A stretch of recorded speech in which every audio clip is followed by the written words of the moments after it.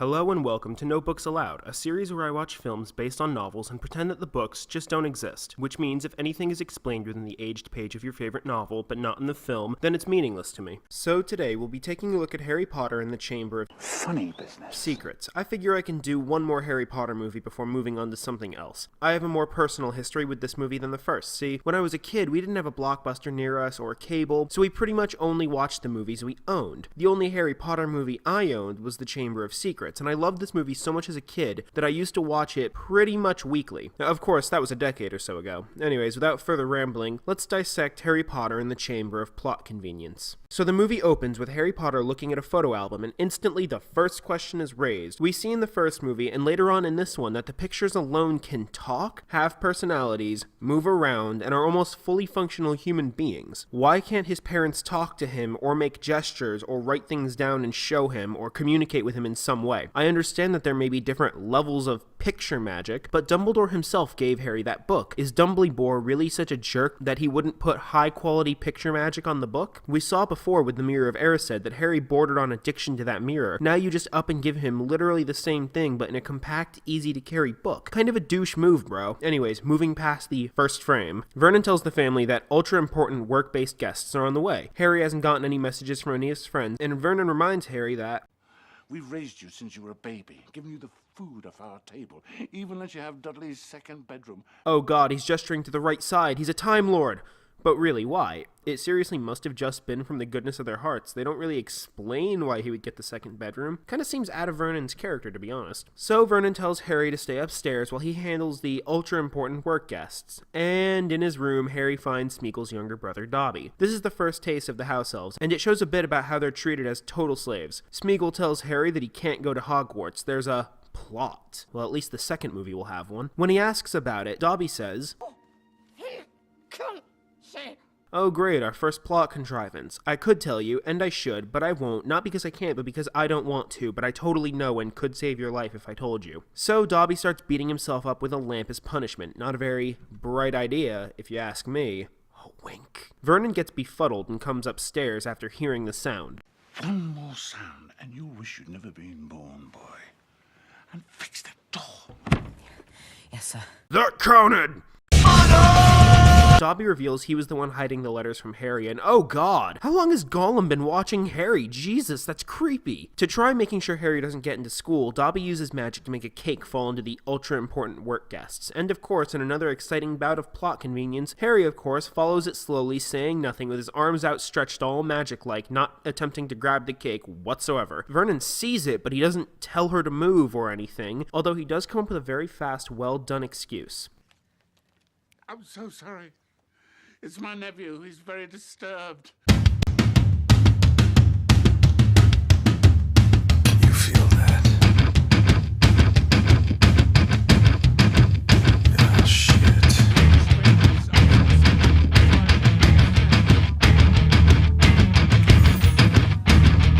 Harry has bars on his windows now and locks on the doors. The Weasley brothers break him out with a flying car, and Vernon's all like, "Oh, Gron, no you don't!" And while grabbing Harry's legs, he falls out of the window.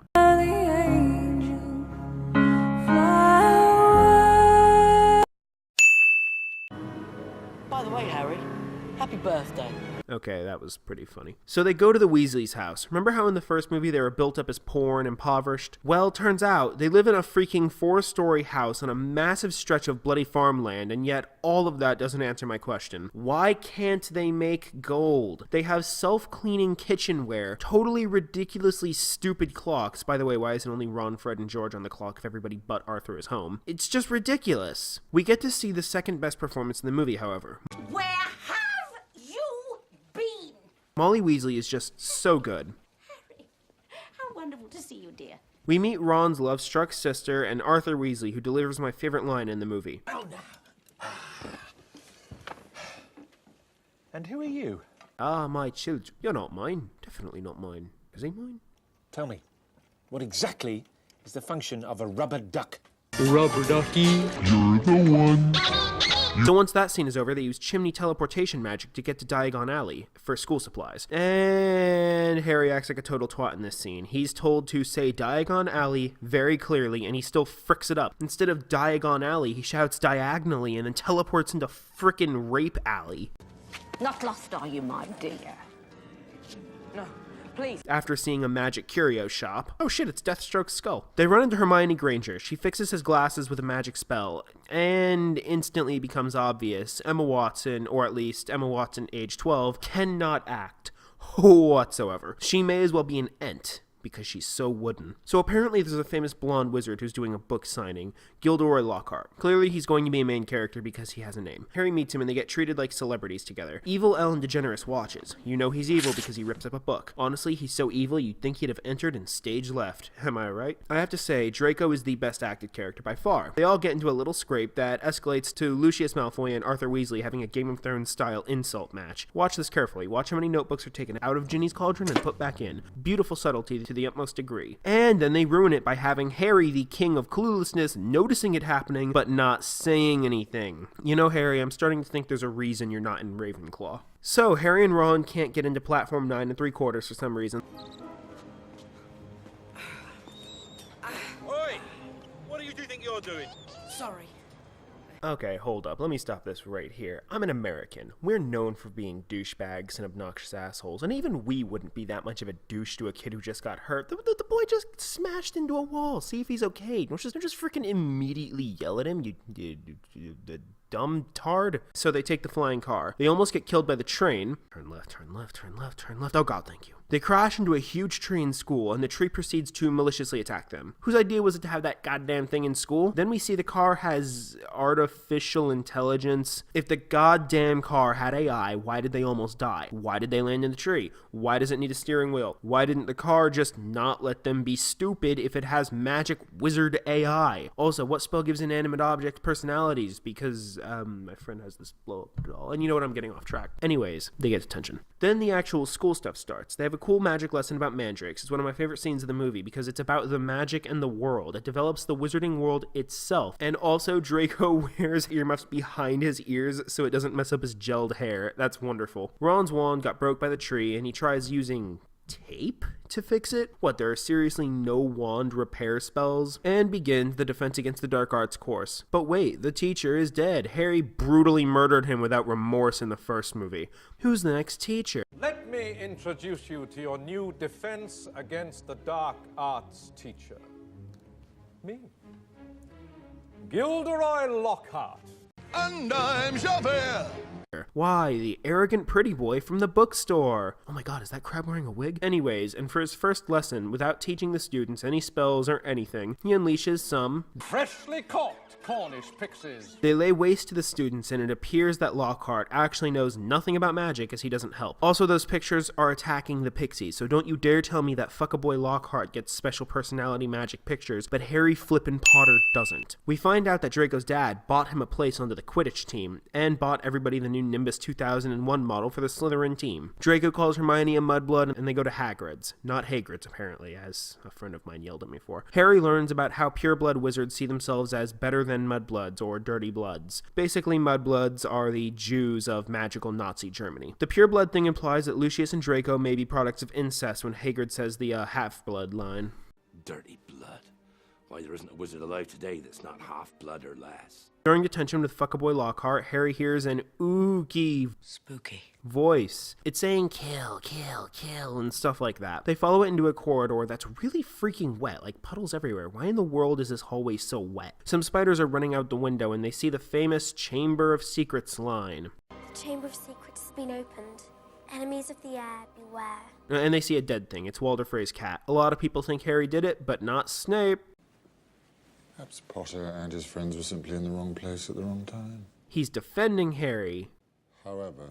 Oh. Also, the cat's not dead, it's petrified. Oh my lord, of all the things to bring from the first movie, it's the moving staircases. They drop the house cup, but keep the goddamn stupid moving staircases. Even in the wizarding world, Hearing voices isn't a good sign. Are there no psychics at all in the wizarding world? What a weird place to draw the line. We get another wizarding class, which is awesome, another great scene. And I had the question here. If all these spells are just Latin words or founded from Latin words, was everyone in ancient Latin countries casting spells every time they spoke? Oh, you know what? Who am I kidding? I know that every time someone speaks in Latin, they're both casting a spell and summoning a demon in the same sentence. They learned from McGonagall that the Chamber of Secrets was created by Salazar Slytherin, founder of the Snake People House. He created a horror in these chambers to kill mudbloods, to preserve the pure blood. Alas, the chamber was never found. This is one of the times where science would have been much better than magic. They could have just tapped on some rocks until they found a hollow point and dug from there. I mean, come on. Anyways, as the tale goes, only the heir of Slytherin can open the Chamber of Secrets. I bet the horror is just a huge-ass snake. Seems about as clever as it gets, right? Anyways, the trio thinks that it might be Draco, so they brew a Polyjuice potion to disguise themselves as Crabbe and Goyle, and a Slytherin teacher. Apparently, the Polyjuice potion is illegal, and it's one of the most complicated potions ever. So, of course, Hermione, the greatest wizard who'd ever lived and the inheritor of the mighty family of Mary Sue, can do it easily. So begins Quidditch match against Slytherin. Last review I said I'd get more into Quidditch in this one. Here goes. Everything about Quidditch is dumb when you think about it for a second and a half. Let's start with the brooms. The brooms have had a good deal of build-up so far. Nimbuses are the best. Nimbus 2001s are this year's best. They're faster and better overall, the best you can possibly have, but conceptually that's a stupid concept for a sport. Isn't the entire concept of every sport to outskill the opponent, not outbuy them? Shouldn't the schools have their own brooms so rich kids are on an even level with the poor kids? Sports are skill-based. They're not pay-to-win MMOs. I cannot think of a single successful sport where you can just buy better equipment to be better than the enemy team. You can't buy super mega leotards for wrestling, you can't buy robotic super bats for baseball, and you can't buy laser beam helmets for football. And don't tell me the biggest wizard school in the world can't afford a set of broomsticks for their Quidditch players. These aren't fancy cars the kids can compare to each other like a normal teen drama. This is a large, legal, in-wizard sport. Second, in the movie itself, despite all the talk about better brooms, there's noticeably no difference between the crappy normal brooms and the Nimbus 2001s in all the scenes that it actually shows. If you're going to make a huge fact about having better purchasable brooms, why take it immediately back during the actual games? And then we come to the snitch and the seeker position itself. The snitch is an even dumber idea than varied broom speeds. The snitch is a literary device used to do nothing more than to promote the main character's awesomeness more than it even already is. See, by catching the snitch, you win so much uber awesome points that you pretty much always win the game. So Harry catches the snitch and single-handedly totally wins every game he plays. Wow, he's so cool. I'm not even saying the snitch is an entirely bad idea. Sure, having a small, incredibly hard to catch object to end the game could work, but giving it such a stupidly massive point value is totally ridiculous. It would never be a thing that would exist in real sports. You know how in Sword Art Online it was painfully obvious the creator knew absolutely nothing about what makes MMORPGs fun, good, or beloved? Well, it's the same thing here with J.K. Rowling and sports. The snitch could theoretically be more interesting by not having a point gain at all, so the current winners have to push themselves to catch it, or possibly lose the lead and have the others catch it. The person losing has to do everything they can to stop the others from finding it or catching it. It would make the actual players, aside from seekers, more important, or I should say important at all. It would still give the main character cool feeling main character powers, but it would be more tactical, more suspenseful, more interesting to explain, write, and watch, and stop every single Quidditch scene in the entirety of the Harry Potter series from being totally stupid. We see by the scoreboards that Gryffindors were losing tremendously, and I guess that's supposed to be because Slytherins have the better gear maybe, but because Harry catches the snitch, a 230% lead is rendered utterly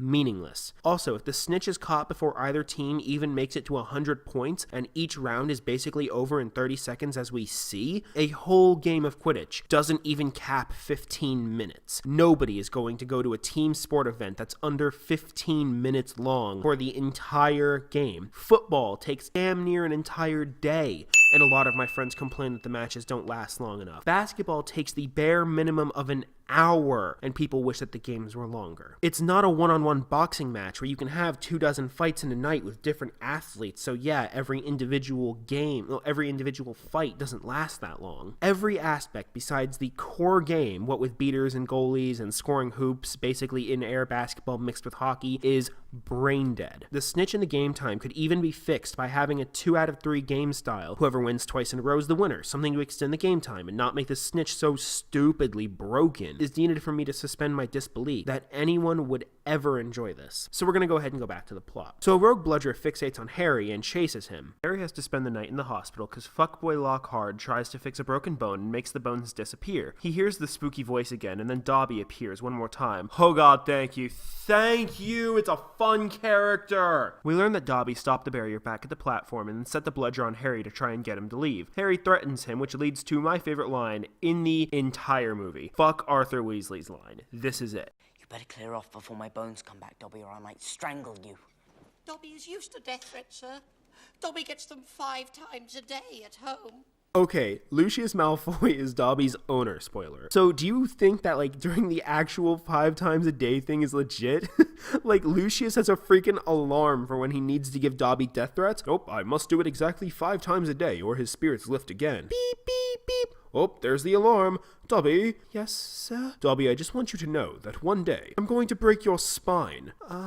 Thank you, sir. And then it's like, later that day, Lucius is at a fancy dinner party. Beep, beep, beep. Oh, excuse me, fellow purebloods. I must give my house elf a death threat. And his guests are like, oh, of course, sir. 5 times a day, I understand. Dobby. Yes, sir? Ask me why I want you to run me a bath. Why, sir? Because I'm going to drown you in it. Of course, sir. And then it's like, it's nearly 11 p.m. later that night, and they're all getting ready to go to bed. Dobby. Yes, sir? It's about your bedtime. Go ahead and take a good bed tonight. Make yourself comfortable in the best bed you can find. Really? Thank you, sir. Truly. So that I can slit your throat in it. Oh. Alright, so I'm going to go ahead and call it an episode. I do hope you enjoyed. Part 2 should be out sooner rather than later. I'd like it to be at least. Honestly, we're about an hour into the movie, and even though things have technically happened, nothing has really happened yet. If you enjoyed the video, please be sure to like it, tell me what you thought in the comment section below, and if you want to see more episodes of No Books Allowed, smash the subscribe button. Cheers.